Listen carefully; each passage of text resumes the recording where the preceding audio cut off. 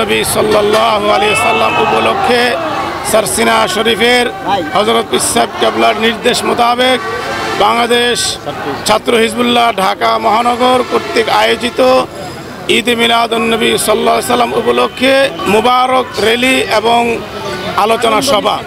আজকে এখানে উপস্থিত আছেন বাংলাদেশ জমিয়তে হিজবুল্লাহর নেতৃবৃন্দ এবং বাংলাদেশ ছাত্র হিজবুল্লাহর ঢাকা এবং কেন্দ্রীয় সভাপতি মহোদয় উপস্থিত আছেন। বিশেষ করে সারসিনা দারুস সুন্নাত জামিয়া ইসলামিয়ার সম্মানিত পবিত্র রুহুল আমিন আফসারি সাহেব, প্রিন্সিপাল সারসিনা দারুস সুন্নাত কামিল মাদ্রাসা, উনি উপস্থিত আছেন।